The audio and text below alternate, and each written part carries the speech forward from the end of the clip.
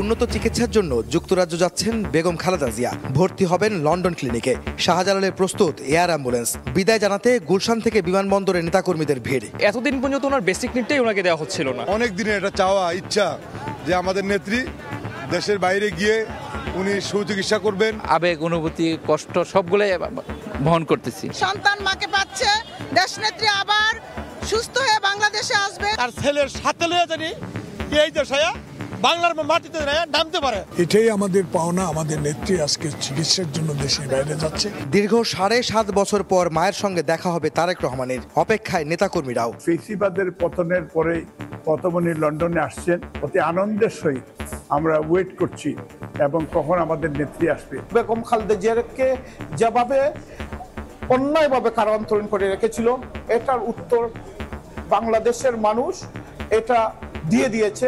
গুলশানের ফিরোজের সামনে থেকে বিস্তারিত জানাবো আমি আহমেদ সালেহিন।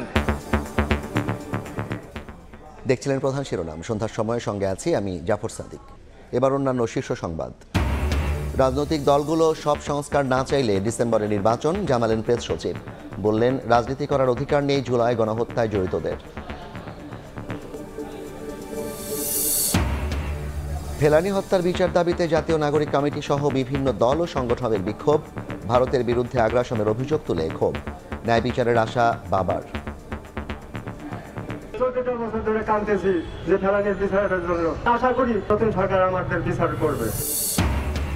পরিমার্জন, কারিকুলাম পরিবর্তন ও বইয়ের সংখ্যা বেশি হওয়ায় শিক্ষার্থীদের দিতে দেরি। কবে নাগাদ সবার হাতে পৌঁছাবে নিশ্চিত নন শিক্ষা উপদেষ্টা।